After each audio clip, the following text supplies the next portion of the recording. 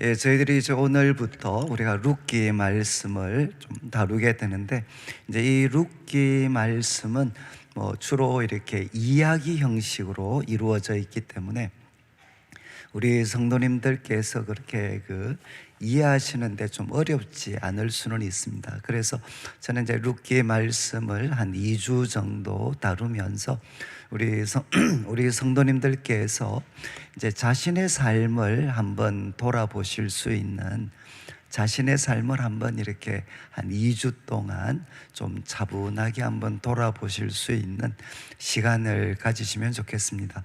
그래서 우리 강의안도 저희들이 이제 한 주씩 좀 준비를 하다 보니까 이제 책자 형식이 되지를 못했는데, 그런데 이제 강의안이 이제 앞페이지는 그 내용이고 뒷면은 비어 있습니다. 그래서 우리 성도님들이 나중에 우리가 혹시 기도하는 시간을 가질 때 우리가 불을 한 3분의 1 정도는 켜놓을 거기 때문에 기도하셔도 좋고, 아니면 뒷면에다가 이제 오늘 그 말씀의 주제가 되는 내용들을 여러분들이 붙잡고 자신의 삶을 한번 이렇게 메모하실 수 있는 그런 기회를 가지실 수 있으면 한 12회 정도 이제 이 룻과 나오미의 삶을 돌아보면서 또 자기와 가족들, 또 자신의 삶을 한번 이렇게 간단하게 메모하실 수 있는 그런 시간이 되면 좋겠습니다. 그래서 오늘은 첫 번째 시간이기 때문에 간략한 서론입니다. 이렇게 강의안을 보시면 이제 1장 1절 말씀은 사사들이 치리하던 때, 이제 사사들이 다스리던 때라고 기록을 합니다. 그래서 이제 우리가 살피는 이 룻기의 시대적인 배경은 이제 사사시대입니다. 사사시대 말기가 되겠죠. 말기. 이제 사사시대에서 다윗 그 왕국 시대로 넘어가는 길목이기 때문에 사사시대 아마 말기 정도가 될 것 같습니다. 그런데 이제 사사시대는 우리가 그 사사기를 여러 번 살폈기 때문에 사사기의 마지막 구절이 뭔고 하면 사사시대의 여러 가지 영적인 혼란, 도덕적인 부패, 이런 것들을 이제 언급하면서 마지막 지적하는 게 이제 백성들에게 왕이 없었기 때문에 백성들이 각자 소견대로 행하였다. 그러니까 이스라엘에 왕이 없었기 때문에 이제 백성들이 각자 소견에 옳은 대로 행했던 시대가 바로 사사시대입니다. 그래서 그런 뜻에서 이제 사사시대 이제 마지막 그 사사시대 마지막 부분이니까 이제 영적으로 참 암울한 그런 시대였는데, 이제 룻기는 그 암울한 시대 이제 참 신앙을 가졌던 그런 사람의 이야기가 이제 이 룻기의 주된 내용이 됩니다. 그러니까 영적으로 참 혼란스러웠던 시대, 그러나 참 신앙을 가졌던 이제 여러 작은 사람들의 이야기, 이것이 이제 룻기의 내용이 됩니다. 그래서 오늘날에도 이제 우리가 한국 교회를 돌아보면 하나님이 주시는 많은 은혜가 있지만, 또 우리가 참 부인할 수 없는 것은 여러 가지 혼란이 있다라는 것을 저희들이 인정하지 않을 수가 없습니다. 그런데 이렇게 참 영적으로 좀 어두워져 있는 이런 시대에도 분명히 누가 있느냐? 참 신앙을 가진 참 작은 사람들이 있습니다. 그래서 드러나는 왕들, 목회자들, 이런 사람들은 정말 이렇게 여러 가지 부족함으로 가득 차 있지만, 그러나 이런 암울한 시대에도 정말 하나님을 향해 참된 믿음을 가진 작은 사람들, 이들을 통해 여전히 하나님의 나라는 정말 전진한다 라는 것을 여러분들이 좀 기억하시고, 또 할 수 있으면 우리가 바로 그런 사람이 되었으면 좋겠습니다. 그리고 이제 이어지는 뭐 주제 및 신화, 이거는 이제 거창하게 뭐 제가 말씀드리고 싶지는 않고 그냥 앞으로 이제 다루게 될 첫 번째는 보면 이 룻기를 보면 하나님 나라 공동체죠. 그러니까 이스라엘 백성 공동체, 우리들의 말로 하면 하나님 나라 공동체, 특별히 인간관계에서 이제 신실하고 이타적인 사랑, 이제 이게 우리가 보통 헤세드라고 해서 이제 인애죠, 인애. 우리가 이 언약적인 사랑, 그러니까 참 하나님과 사람과 맺은 그 언약적인 사랑 때문에 이제 신실하고 이제 나가 아니라 정말 이타적인, 정말 상대방을 향한 위한 그 이타적인 사랑이 얼마나 중요한가. 앞으로 이제 우리가 룻기를 통해서 계속해서 우리가 살펴볼 겁니다. 여기에는 뭐 이타적인 사랑이라고 해서 뭐 이렇게 아프리카 선교지에 가고 어려운 사람들 뭐 어떤 빈민굴에 들어가서 돕고 이런 것만 이타적인 사랑이 아니라 날마다 우리가 만나는 사람들과 가지는 평범한 관계 속에서도 상대방을 배려한 그런 이타적이고 신실한 그 사랑의 행동이 얼마나 중요한가. 그래서 하나님 나라의 참 역사, 하나님께서 역사를 주관해 가실 때 거기에 우리가 생각할 때는 위대한 인물들을 생각을 합니다. 그러나 룻기가 우리에게 도전하는 것은 무엇이냐?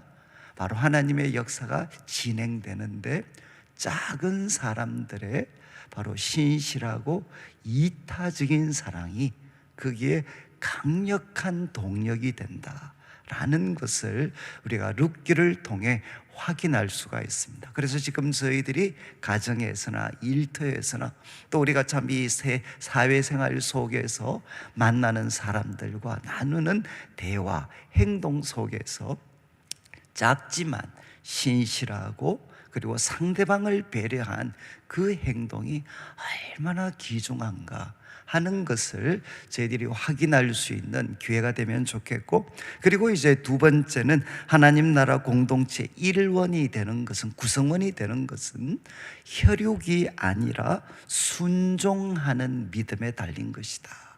그러니까 참 여러분들이 아시는 것처럼 이제 룻기의 주인공이 되는 이제 룻은 이방 여인입니다. 이방 여인, 모압 여인이죠. 그래서 우리 참 모세오경을 보면 하나님 백성이 되는데 많은 제약을 이렇게 갖게 되는 이제 참 사람이 이 모압 사람들입니다. 그런데 모압 여인이 이제 룻기의 주제가 되는 거죠. 이 말은 무엇이겠습니까?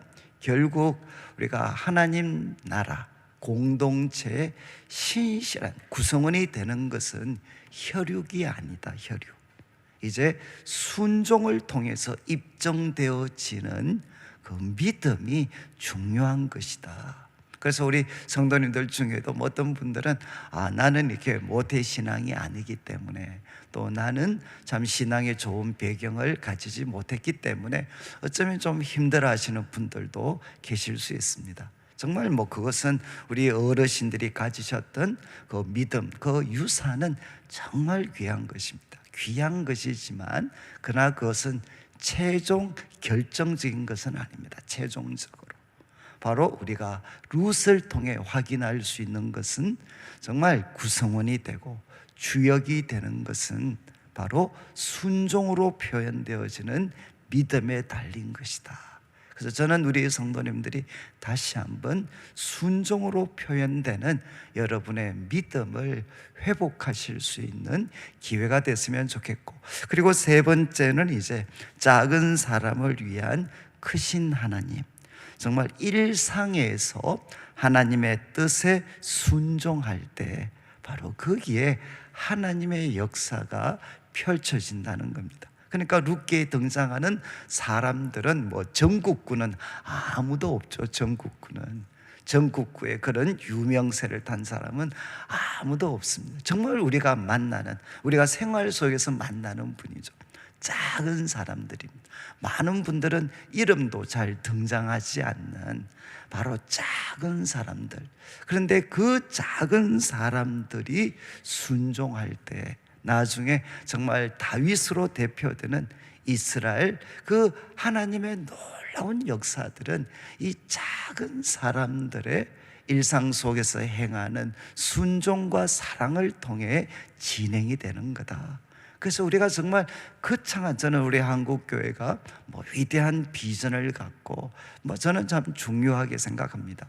비전이 있어야 되죠. 그런데 비전이라든가 이런 거창한 슬로건이 가지는 참 제가 볼 때는 치명적인 위험성이 무엇이냐, 일상생활에서 정말 작은 사람들이 행하는 그 일상생활의 가치, 그 가치를 정말 놓쳐버릴 수 있는, 그래서 우리 한국교회 사람들 많은 분들이 정말 이렇게 거창한 명분을 나라와 민족과 세계 선교를 위해서는 잘 헌신할지 모르지만 가정에서 아내를 어떻게 섬기고 남편을 어떻게 섬기고 만나는 우리 친지들 부모님들은 어떻게 섬기고, 정말 이런 것에는 너무 이렇게 어쩌면 좀 무관심할 수 있다, 무능력할 수 있는 이런 한계들을 우리는 많이 가지고 있습니다.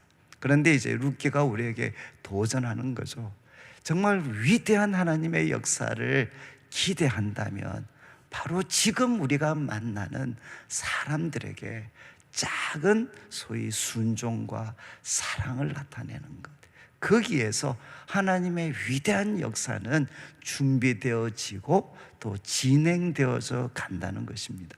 그리고 이제 전체 우리가 개요는 우리가 이제 이 12회 다루게 될 그냥 제목을 제가 좀 간략하게 좀 표기를 했습니다. 그래서 우리 이제 룻기는 우리 똑같이 이제 프롤로그, 에필로그, 이제 제일 앞부분 이제 서론은 오늘 우리가 다루는 1장 1절부터 5절입니다.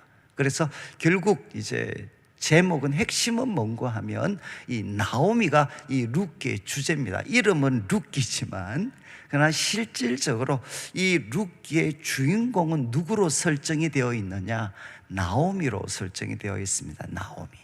그래서 1장 1절부터 5절은 이 나오미라는 이름의 뜻이 나의 기쁨이라는 뜻이거든요. 나의 기쁨. 그래서 나오미의 이름의 뜻은 우리가 기쁨입니다. 기쁨. 그런데 그 기쁨이라는 이름을 가진 이 나오미가 결국 무엇이 되었느냐? 마라가 되었다. 이 마라의 쓴물이라고 우리가 그런, 이 마라는 히브리어로 쓰다라는 뜻이거든요. 쓰다. 참 이 그 나오미라는 이름을 가진 한 여인이 이제 인생의 가장 쓰라림을 겪고 있는 상황으로 떨어지게 된 이야기가 1장 1절부터 5절입니다. 이제 바로 서론이 되죠. 서론. 자, 이런 일이 일어났습니다. 그래서 1장 이제 6절부터 1장 전체는 결국 핵심은 무엇이냐? 돌아가는 것입니다. 돌아가는 것. 여러분, 하나님을 떠났다가 마라가 된, 인생의 쓰라림을 겪고 있는 한 여인. 그런데 이런 상황에서 이제 나오미가 하나님께로 돌아가는, 이제 다시 고향으로 돌아가는 거죠. 이제 1장은 돌아가는 겁니다. 그런데 그렇게 나오미가 돌아갈 때 놀라운 일이 일어났던 것은 이방, 바로 며느리였던, 이 이방 여인으로서 그의 며느리가 되었던 두 사람 중에 한 사람이 그 돌아감에 이제 함께 하게 됩니다. 함께. 그래서 1장의 주제는 돌아가는 것입니다. 돌아가는 것. 그리고 이제 돌아갔습니다. 그리고 며느리가 함께 갔는데 이제 2장에서는 이제 이 며느리 룻이 이제 정말 이렇게 이제 먹고 살아야 되니까 하나님이 율법으로 정해 놓으신 합법적인 방법, 이제 보리 이삭 줍기를 하러 갑니다. 근데 거기에서 누구를 만나느냐? 바로 보아스를 만나게 됩니다. 이제 좀 저희들이 현대적으로 이해하기 좀 어렵지만 이제 이 어떤 그 보아스를 만나게 되는 것. 그래서 2장의 주제는 만남이 됩니다. 만남. 보아스와 룻이 만납니다. 그런데 어떻게 만나나? 하나님의 소위 우리로 말하면 하나님의 섭리 가운데 만나게 됩니다. 그리고 만났을 때 보아스는 우리가 표현하면 이제 마치 예수님처럼 이 참 룻을 바로 참 위로해주고 또 축복을 해줍니다. 그리고 이 소식이 나오미에게 전달되었을 때 그의 시어머니가 보였던 반응이 이제 2장에 기록이 됩니다. 그래서 2장은 만나는 겁니다. 만나는 것. 그리고 이제 3장은 무대가 이제 그 보리밭 타작마당, 이제 보리를 추수하는 타작마당으로 옮겨지게 됩니다. 그래서 3장은 무엇이냐? 결국 청혼하는 겁니다. 지금 그 룻이 하나님이 율법으로 정하신 법에 근거해서 청혼하는데 누가 지시를 하느냐? 이제 시어머니 나오미가 이 제안을 합니다. 이제 시어머니 나오미가 그의 며느리를 위해서 제안하는 내용, 그리고 이제 룻은 순종합니다. 그래서 순종해서 어떻게 되느냐? 이제 나오미와 룻과 보아스가 만나는데 이제 룻은 청혼을 하고, 그리고 보아스는 그것을 받아들입니다. 그것을 참 받아들이는, 그리고 그에게 약속하는 내용이 이제 3장에 기록이 됩니다. 그리고 이제 보아스가 그렇게 약속한 다음에 룻을 다시 돌려보내면서 룻과 그리고 시어머니를 위한 배려, 그 배려를 나타내는 것으로 이제 3장이 마무리가 됩니다. 그리고 이제 4장은 무엇이냐? 이제 광장으로, 성문 앞 광장으로 이제 분위기가 바뀌게 됩니다. 장소가. 여기서 결국 어떤 일이 일어나느냐? 보아스가 룻의 소위 남편이 되기 위해서는 먼저 그 앞에 이 보아스보다 더 가까운 친족이 있습니다. 그런데 이 친족한테 이제 룻과 그리고 나오미의 가정을 책임지도록 요청했을 때 이것을 거부하는, 이름이 기록되지 않는 한 사람, 그러니까 정말 이제 이 친족이 위기에 빠졌을 때 그것을 책임져야 하지만, 책임져야 할 위치에 있지만 그것을 거절하는, 그러니까 불성실한 이제 소위 기업 물을 자가 등장을 하고, 그리고 그가 포기했을 때 이제 보아스가 그 다음 차례니까 이제 자기가 친족으로서 기업 물을 신실한 그 기업 물을 자, 그래서 이제 책임지는 장면, 법적으로 책임지는 장면이 이제 4장 전반부에 기록이 됩니다. 그래서 4장은 이 광장, 성문 앞에서 한 사람은 기업 물을 책임을 결국은 거부하고, 그리고 보아스는 신실하게 반응을 합니다. 그래서 이제 4장 13절부터 22절은 이제 결론, 마지막 부분이 되죠. 마지막 부분은 무엇이냐? 마라가 되었던 나오미가 다시금 나오미로 회복이 되는 겁니다. 그래서 나오미가 지금 기뻐하는 내용, 그런데 한 여인의 회복으로 끝나는 것이 아니라 이제 족보가 나옵니다. 족보. 지금 이 룻이 보아스를 통해 낳았던 아이가 있는데, 그 오벳이라는 아이가 있는데, 그 아이의 이후 족보를 기록하는데 이 오벳을 통해서 결국 누가 나오느냐? 오벳은 그리고 이새를 낳고, 그리고 이새는 다윗을 낳게 되는, 그러니까 이제 이 룻은 다윗의 정조 할머니가 되는 거죠. 이 족보 서술로 이제 이 룻기는 마무리됩니다. 그러니까 결국 마지막에 다윗이라는 이름이 등장을 하죠. 그래서 이 다윗이라는 인물이 역사에 등장하는데 누가 있었느냐? 작은 여인들이 있었다. 작은 여인, 그리고 보아스와 같은 작은 사람들의 순종과 신실함이 이스라엘의 새로운 역사를 여는데 바로 가장 중요한 역할을 한 사람이다 라는 것을 우리에게 보여주기 위해서 이제 족보를 서술하는 것으로 이제 룻기가 마무리가 됩니다. 그래서 여러분들이 제가 이제 이렇게 좀 우리가 특별 새벽 기도를 하면 성경을 한 권씩 이렇게 좀 하는 제일 큰 이유는, 제가 여러분 이걸 주일 설교로 하면 석 달 걸립니다. 석 달 걸릴 내용을 지금 2주에 끝을 내잖아요. 근데 이거는 우리가 좀 머리가 복잡하실 수도 있지만 2주 짧은 기간에 집중해서 처음과 끝까지 한번 같이 살펴보는 겁니다. 그랬을 때 어떻게 되느냐, 시작은 어떻게 되고 과정은 어떻게 되고 결말이 어떻게 되는지 여러분이 한번 한눈에 이렇게 좀 2주 동안 같이 살필 때 어떻게 되느냐, 하나님이 정말 이렇게 역사하시는구나, 이렇게 역사하시는구나.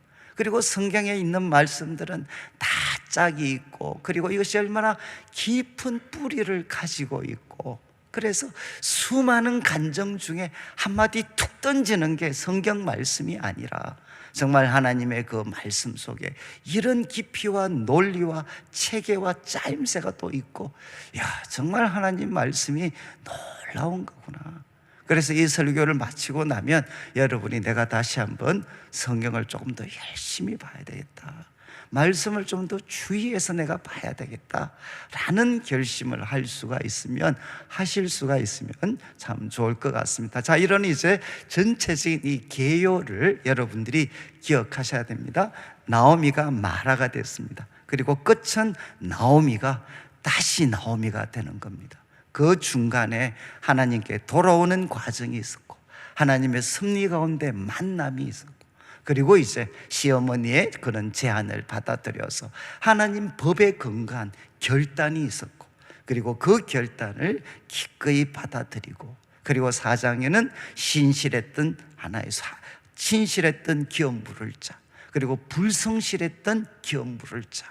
불성실한 기업 물을 자는 편하게 살았겠지만 역사에 아무런 이름이 등장하지 않습니다. 그러나 어쩌면 신실한 기업 물을 자의 책임을 다했을 때 삶은 고단했을 수 있죠. 그러나 그 사람은 무엇이냐? 역사의 중심에 서게 되는 이야기. 그래서 마지막 나오미가 나오미로 회복되는 것이 이 룻기의 전체 주제다. 자, 그러면 우리 그 다음 페이지는 간략하게 제가 1절부터 5절이니까 한번 보시면, 이제 처음 1장 1절에 사사들이 치리하던 때 그 땅에 흉년이 들게 됩니다. 그 땅에 흉년이 든다. 그래서 이제 제가 강의 안에 기록된 것처럼 하나님 백성의 피할 수 없는 고통 중에 하나가 흉년입니다. 흉년. 그래서 구약 성경에만 134회가 등장을 합니다. 이렇게 제가 횟수를 적어 놓은 것은 우리 구약 성경에만 이 흉년이 134번 이 단어가 등장을 합니다. 그것은 무엇이겠습니까? 사람들이 살아가는데 피할 수가 없다는 거죠. 평생에 한두 번은 꼭 이 흉년을 만나게 된다는 것. 우리들의 말로 하면 참 견디기 어려운, 극복하기 어려운 경제적 불황이 되겠죠. 이런 불황이 우리들의 삶에 찾아오게 된다는 겁니다. 이것은 정말 나오미가 경험을 했을 뿐만 아니라 지금 우리도 겪고 있습니다. 평생에 한두 번은 큰 흉년을 만나게 되죠. 이 흉년이 닥쳤을 때 이제 한 사람, 아직 이름은 2절에 등장을 합니다. 장소는 유다 베들레헴입니다. 유다 베들레헴에 지금 한 사람이 있습니다. 한 사람. 이 사람은 흉년을 만났을 때 어떤 선택을 하느냐? 그의 아내와 두 아들, 이제 그 아내와 두 아들을 데리고 모압 지방으로 가게 됩니다. 그러니까 이제 모압 지방은 요단강 건너편입니다. 건너편. 그러니까 동쪽이죠, 동쪽. 이제 이 요단강 건너편 쪽에 있었던 이 모압 지방으로 이제 이주를 하게 됩니다. 아마 거기에서 이제 아마 흉년을 극복할 수 있는 여러 가지, 오늘날 같으면 사업 아니면 취직을 할 수 있었을 것 같아요. 흉년을 극복할 수 있는 뭔가 참 이 해결의 실마리가, 먹고 살 수 있는 실마리가 이 모압 지방에 아마 뭔가 있었던 것 같습니다. 그쪽으로 이제 옮기게 됩니다. 여러분, 이스라엘 백성들에게 이 가나안 땅이라는 것은 참 특별한 것이죠. 특별한 것. 단순히 고국이 아닙니다. 고국. 정말 조국, 그럼 고국이 아니죠. 그것으로만 끝나는 게 아니라 이스라엘 백성들에게 이 가나안 땅은 무엇이냐? 바로 하나님이 주신 땅입니다. 하나님이 주신 땅. 그래서 가나안 땅에 머물러 있는다는 것은, 이스라엘 땅에 머물러 있는다는 것은 결국 무엇인가 하면 하나님 안에 머물러 있는 것이죠. 그래서 우리들의 말로 하면 이제 어쩌면 교회가 여기에 해당할 수 있습니다. 이제 참 이렇게 교회라는 곳, 교회라는 공동체, 그 공동체는 부족하고 많은 것들이 있지만 하나 이제 부인할 수 없는 것은 무엇인가 하면 우리가 교회로 모인 바로 이 공동체는 누가 계시느냐? 바로 하나님께서 계십니다. 그래서 사실은 지금 이제 한 사람은 어떤 선택을 하느냐? 흉년이라는 삶의 큰 위기, 이거는 개인뿐만 아니라 공동체죠. 그가 속한 공동체, 그리고 자신이 인생의 큰 위기를 만났을 때 여기 나오는 한 인물은 이제 모압 지방으로 떠나는 선택을 하게 됩니다. 근데 여러분, 이제 다른 사람들은 대부분 이제 베들레헴에 머물러 있었지만, 이스라엘 땅에 머물러 있었지만, 그러나 이 사람은 이제 모압 지방으로 가는 선택을 합니다. 선택. 자, 그런데 2절 말씀에 그 사람을 조금 더 소개를 합니다. 그 사람의 이름은 엘리멜렉이다. 그런데 이제 우리나라 말도 이렇게 다 한자를 쓸 때는 뜻이 있잖아요. 뜻이. 저도 벼슬관자에 저울형자. 뭐 옛날 우리 어르신들이 즐겨 사용하는 생각이죠. 벼슬을 해서 이 나라를 저울질할 수 있는 그런 사람이 되라. 그러니까 다 우리 이제 한글 이름, 한문 이름에는 뜻이 있습니다. 그것처럼 이 엘리멜렉도 뜻이 있습니다. 이게 멜렉이라는 게 왕이거든요. 왕. 그리고 엘리는 뭐냐? 엘리 라마 사박다니, 나의 하나님. 그러면 뭐가 되죠? 엘리, 나의 하나님은 왕이십니다. 이 뜻이 바로 엘리멜렉입니다. 그러면 이것은 부모님들의 신앙을 여기에 담고 있겠죠. 너는 어떻게 살아야 되나? 나의 하나님은 왕이시다. 너 이렇게 살아야 돼. 그러면서 이제 부모님들의 믿음과 바램을 담아서 그 이름을 지어줬겠죠. 그래서 부모님들이 기대했던 엘리멜렉의 삶은 앞으로 인생에서 어떤 일을 만나더라도 너의 하나님은, 너의 왕은 하나님으로 삼고 그렇게 살아가야 돼. 이렇게 이름을 지어줬는데 이제 엘리멜렉은 어떻게 되죠? 흉년을 만났을 때 하나님이 왕이 아니라 자기가 왕이 되는 선택을 하는 겁니다. 자기가. 그래서 이제 모압 지방으로 옮기게 됩니다. 그리고 그 아내 이름이 나오는데 아내는 나오미. 그래서 대부분 이제 나오미는 나의 기쁨, 이제 기쁨이라는 뜻을 담고 있습니다. 그러니까 이름이 굉장히 밝죠. 이렇게 이름이 참 밝습니다.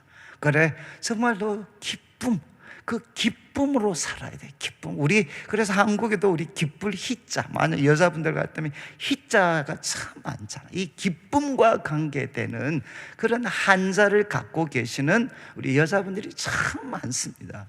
바로 이제 희자가 여기 나오는 나옴입니다. 나오미.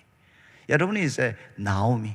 그런데 두 아들이 있는데 말론과 기련입니다. 말론과 기련. 그런데 이제 이 학자들이 좀 헷갈리는 게 이 말론, 기론의 뜻이 뭔가 하면 제가 간단하게 메모했듯이 말론은 병든이라는 뜻이고, 그리고 기련은 이제 약한이라는 뜻입니다. 약한. 그래서 이제 학자들이 이 해석에 대해서 보통 이제 뭐 두 가지 쪽 해석을 합니다.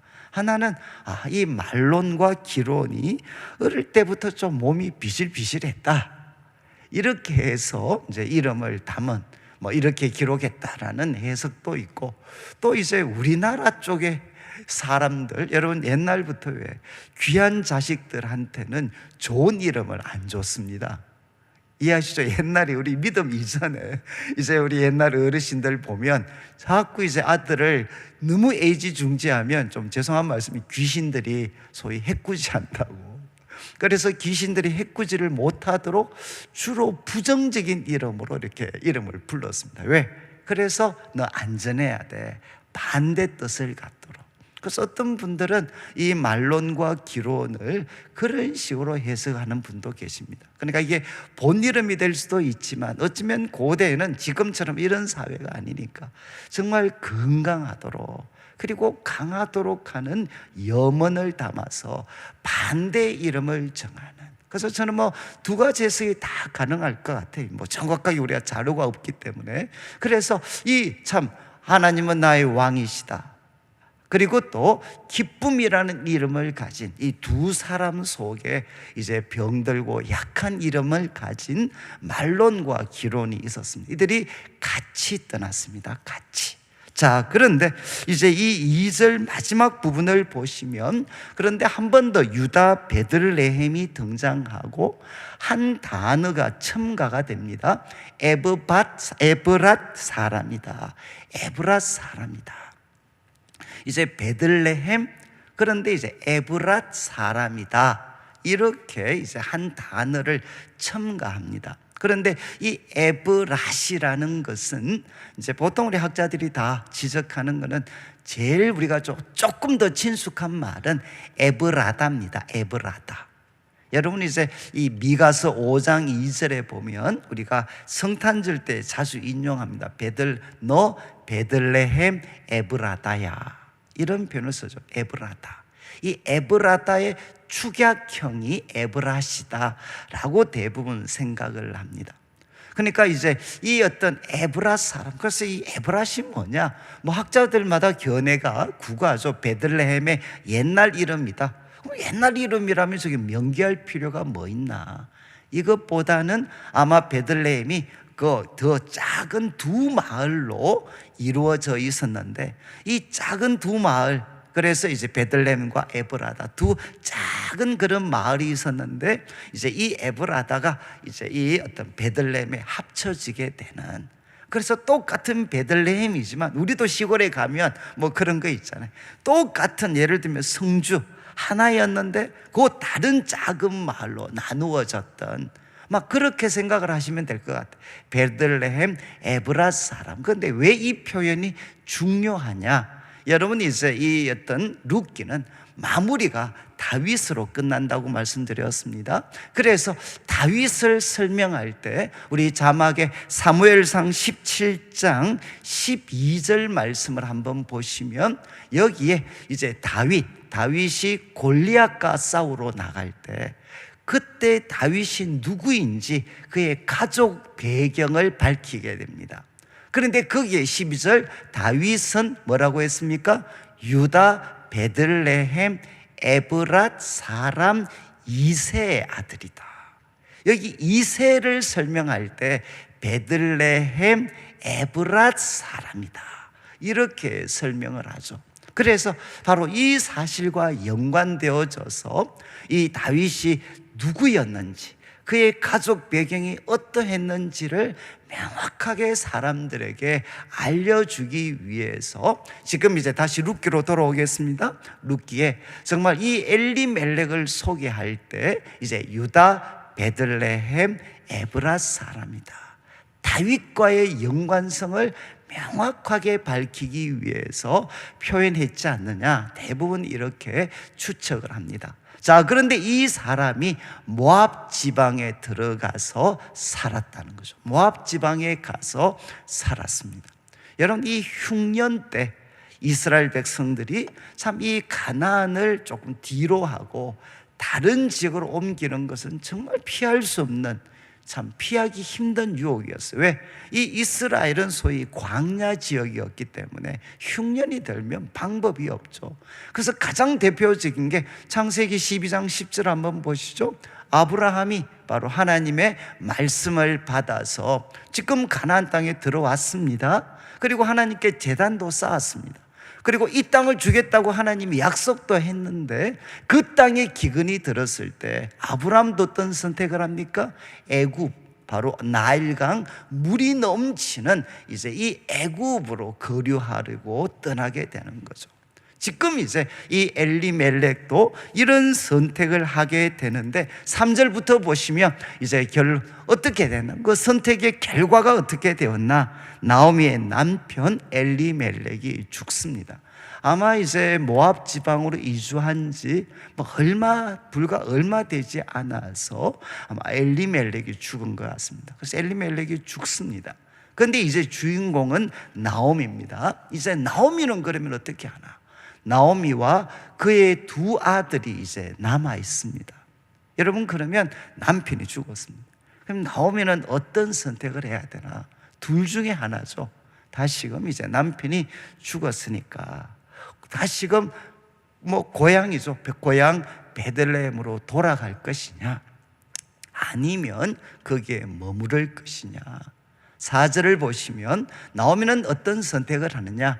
거기에 정착하는 것으로 선택을 합니다. 거기에 정착하기로 선택을 하고 이제 그의 두 아들이죠. 말론과 기럧 두 아들이 각각 이제 아내를 맞이하게 됩니다. 근데 그 아내는 이제 소위 말해서 아브라함은 그죠? 이삭의 아내를 구할 때 종을 보내가지고 바로 이 믿음, 하나님을 섬길 수 있는 사람을 자기 친족에게 사람을 보내서 데리고 왔는데 이제 룻은 어떤 선택을 하느냐? 모압 여자들 중에서 아내를 선택을 하게 됩니다. 이제 며느리들을 이제 선택하게 되는 거죠.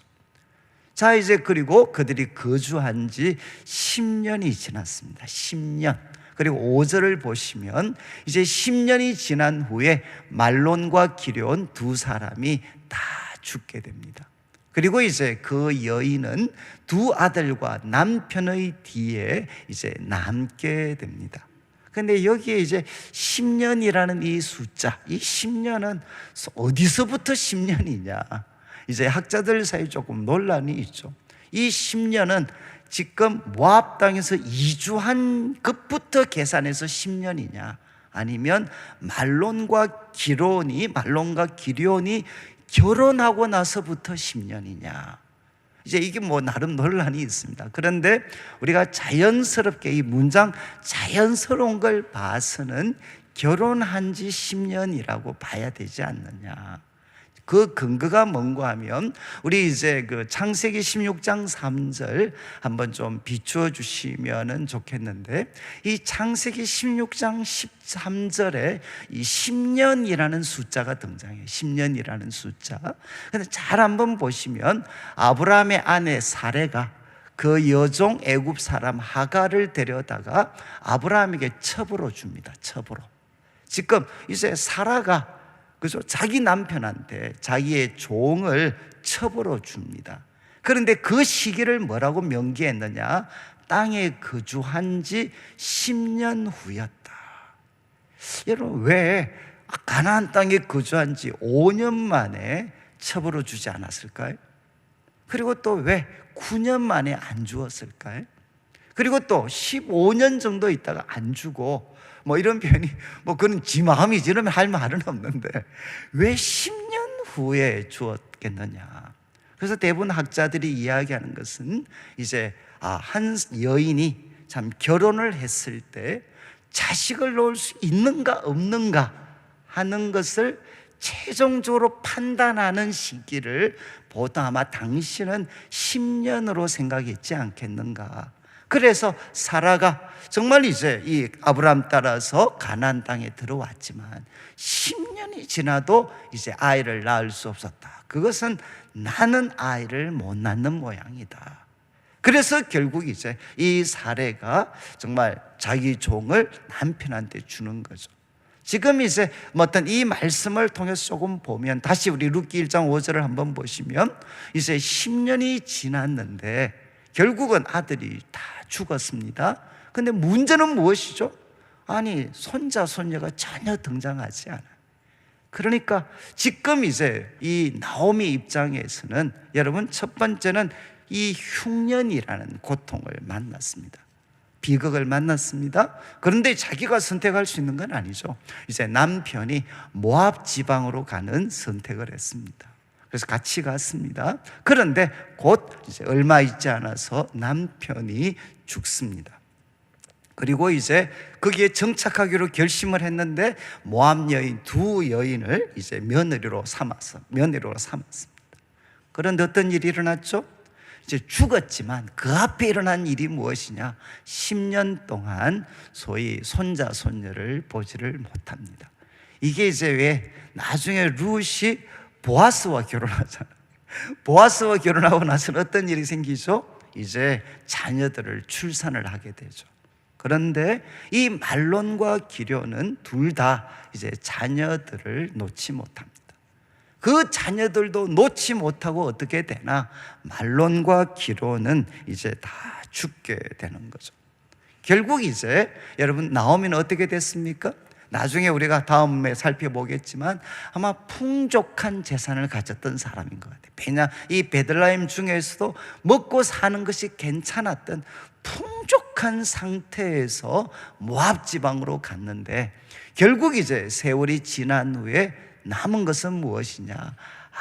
아무것도 없는 거죠. 남편도 없고, 그리고 또 아들 둘이도 없고, 그리고 결혼을 했지만 소위 손주들도 아무도 없습니다. 그리고 돈도 없습니다. 나오미는 아무것도 남아있는 것이 없습니다. 이것이 이제 우리 룻기가 시작이 되는 첫 번째 이야기가 됩니다. 그래서 우리가 결론적으로 좀 생각을 한다면, 여러분, 이제 우리 1장 1절부터 5절 이제 하나님을 떠났던, 참 이 표현을 뭐 써도 될 것 같아요. 결국 이 어떤 이스라엘 그 흉년이 왔을 때 어떤 이 참 베들레헴 땅에 거하지 못하고 모압 지방으로 갔고, 그리고 남편이 죽었을 때 어쩌면 돌아왔을 수도 있는데 여전히 거기에 있기로 선택을 했던, 결국 그 말은 하나님을 떠난 거죠. 그리고 하나님과 상관없이 살았던, 참 꽤 긴 시간을 보냈던 이제 한 여인, 그 한 여인이 경험한 비극을 한번 생각해 봐라. 한번. 그리고 이제 좀 죄송한 말씀인데, 나는 지금 어떤 형편에 놓여 있나? 혹시 나의 이름도, 또 나의 어느 순간 나의 출발점은 나옴이었는데 지금 나의 인생은 지금 이제 마라가 되어져 있지 않는가? 하나님을 떠났던 그 나오미가 이제 마라가 되어져 있지 않는가? 그래서 룻기에 결국 이제 우리가 내리게 될 결론 중에 하나는 바로 이겁니다. 마라가 된 소위 나오미, 마라가 된 나오미는 여러분 그 자리에 머물러 있지 않고 하나님께 돌아와야 됩니다. 저는 이제 참 제가 앞에서도 말씀드렸지만, 저는 오늘 여러분들이 좀 기도하실 때 한번 생각해 보시면 좋겠습니다. 지금 나는 어떤 형편에 놓여져 있었나? 그리고 이제 뒷면에 혹시라도 한번 메모라도 한번 해서, 나 도대체 언제 결혼했지? 그리고 결혼할 때, 그리고 나도 참 이제 소위 참 청년의 때가 있었는데 그때 내 형편은 어떠했지? 그리고 결혼을 해서 나 지금 흉년을 만났을 때 나 어떻게 살아왔지? 그리고 나의 남편, 아내는 어떻고 나의 아이들은 어떻고.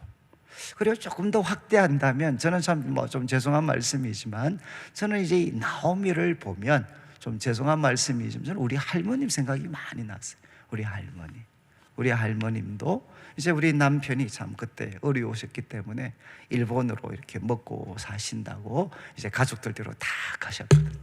다 가셨다가 이제 돈 좀 벌어서 돌아오셨는데, 또 이제 몇 년 사시다가 이렇게 사는 게 좀 애매하니까, 그래서 우리 할아버지도 우리 큰할아버지 두 분이 또 일본에 가셨어요. 이제 돈 벌기 위해서.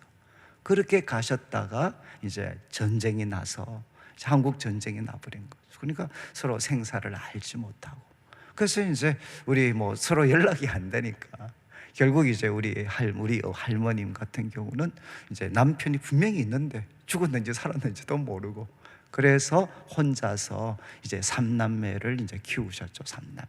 근데 나중에 보니까 참 우리 할아버지도 이제 일본에 계시는데 뭐 사람들 가족들이 전쟁 중에 죽었는지 살았는지 모르니까, 그러니까 이제 또 거기에서 이제 다시 이렇게 결혼을 하셔서 이제 저한테는, 저는 어렸을 때 뭐 갑자기 이렇게 사진을 하나 보여주시는데 일본에 계시는 고모다라고 이야기를 하고, 그래서 제가 무슨 말인지 뭐 어릴 때는 헷갈렸어요. 그리고 한 60 정도, 제가 한 초등학교 한 4, 5학년 되었을 때 갑자기 할아버지가 등장을 하셨어요. 할아버지가. 그래서 이제 지금으로 보면 할아버지가 이제 영구 귀국을 하신 거죠. 그러면서 이제 제 주 업무는 무엇이냐, 우리 할아버지한테 매일 건복주를 사드리는 게 어린 시절 저의 미션이었습니다. 그러니까 참 이게 쭉 생각해 보면, 야, 우리 할머님이 도대체 어떻게 살아오셨나. 그리고 또 이제 거기와 맞물려서 우리 아버지는 어떻게 사셨고, 우리 어머니는 어떻게 사셨고, 그리고 지금 나는 어떻게 살아왔나.